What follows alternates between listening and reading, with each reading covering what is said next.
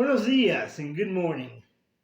Boy, this summer is flying by and today got here much faster than I had planned. Teachers and students, as well as all the staff behind the scenes at schools, are starting to settle in their regular week activities before Labor Day gets here. For sports fans and sports widows, the fall season is around the corner. And football, the other sport that you actually play with your feet, has also kicked into gear. Will you pray with me? Oh God, as we gather here in this place, in this time of wilderness, may we hear your voice and all the noise that surrounds us. I pray the words and thoughts shared this morning reflect your love for us and all of creation. Amen. Now, I can't believe it has been over 6 weeks since the General Assembly in Memphis, and almost a month since we all shared brief highlights of our time there. I know you've heard many stories and updates from our time at the General Assembly, and I had promised to share a little more of an experience related to what Susan Boyd shared. Now, many of you know about my international experience of not only growing up in the mission field in Argentina and Mexico, but also working for Church World Service on behalf of the Week in Compassion. So for Denise and I, it was a must to attend the Week of Compassion dinner, during where I actually learned something new about a program and partner of the Arizona region and Week in Compassion. In 2023, the Arizona region began a new commitment by creating the Arizona Disciples Border and Immigration Ministry. One of his partners is a program called Casa de la Misericordia y Todas las Naciones in Nogales, Mexico. The program includes a shelter for women, children, and families experiencing vulnerable circumstances, similar to our Southwest Good Samaritan Ministries program in Los Fresnos, led by Feliberto Pereira. And after the dinner, I had the opportunity to meet with its director, Sister Laika. Sister Lika shared a story that moved and inspired many, including our own Susan Boyd. She made a point to share that it is only one of the literally thousands that they have experienced since 2022. The story she shared is of a 13-year-old girl whose nickname is Tita. Tita shared her family were forced to leave their home in Chiapas. As she shared, it hurt to leave the house and the animals.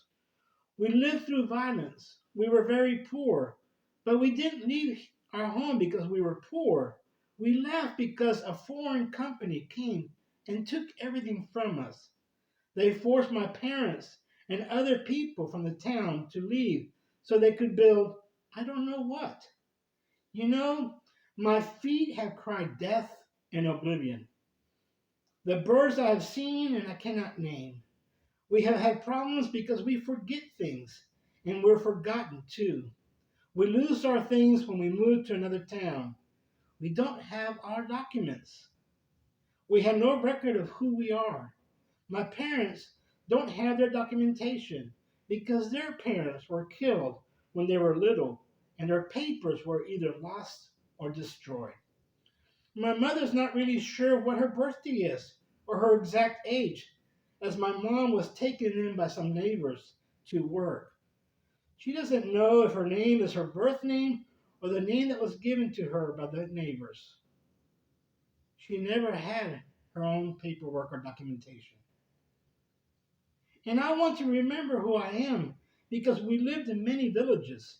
Yes, we lost our home and sometimes our hope too.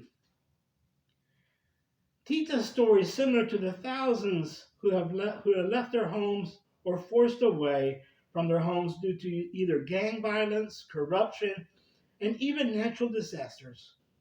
Forced to leave their home to find a way to survive, many times without anything, including important documents. In today's lectionary text, we read a familiar story of Jesus in the synagogue on the Sabbath. This story in Luke's Gospel It's Luke's last reference of Jesus teaching in a synagogue, and it just happens to be only seen in the Gospel of Luke. And oh, yes, it's a controversial scene with church leadership. As the story goes, it is Jesus that sees and seeks out the crippled woman, not vice versa. He encounters her after concluding a Sabbath teaching, as women were not allowed inside the sanctuary of the synagogue at that time. So he had to seek her out and break with custom by inviting her into the synagogue. Shocking, isn't it? She had been outside the synagogue and he invited her in, and by doing so, he brought her to the center, invisible at one moment, and he called her forward for all to see. One can interpret her crippled back as her sin or her burden to bear. As Eugene Boring and Fred Craddock share in the People's New Testament commentary, the story has a symbolic meaning in a social situation in which women were marginalized.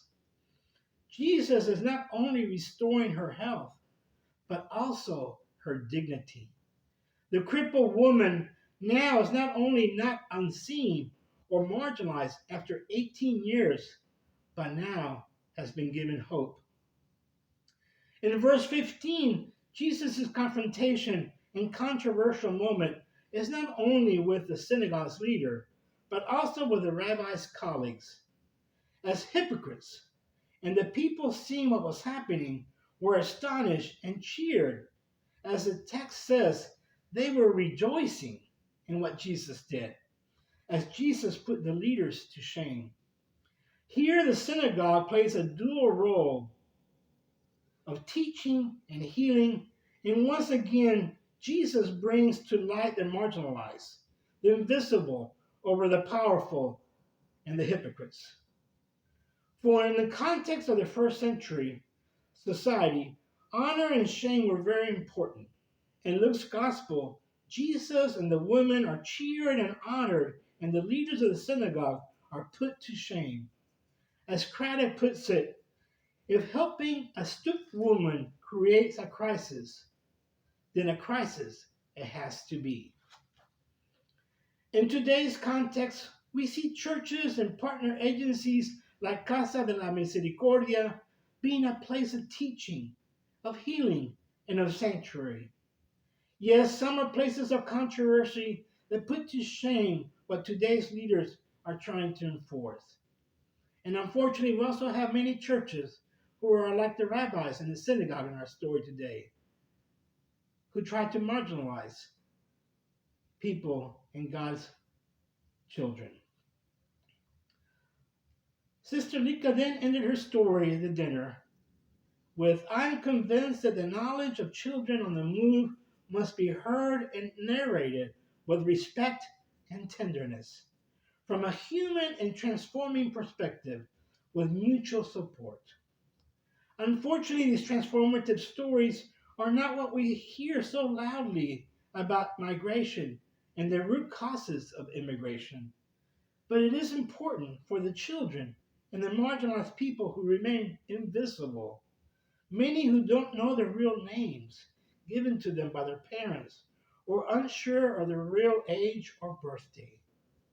It is important to hear this story, just as it was important for the author of Luke's Gospel to share the story of the woman in the temple.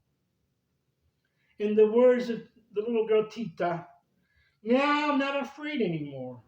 I can say my name without fear. I feel this place, Casa de la Misericordia y todas las naciones, where I can grow up in peace.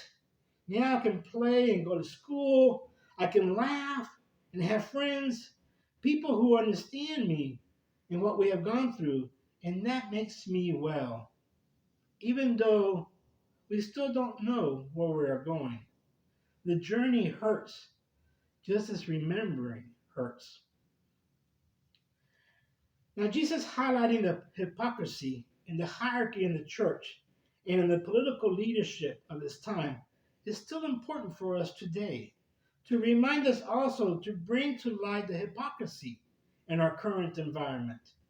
Now, I don't have to bring them up, as I'm sure that many can come up with some of those hypocrisies.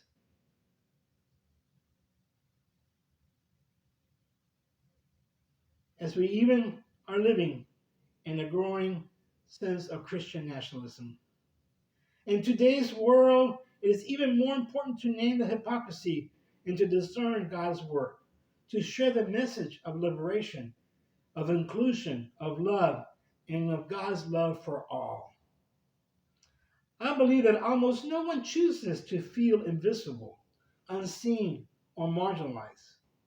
Yet for those who have felt this way or have been made to feel this way, the message is know that you are not alone. Know that you are loved. The woman in Luke 13, the one bent over for 18 years, understood the pain of invisibility all too well. She knew it better than most. And Jesus sought her, not the other way around.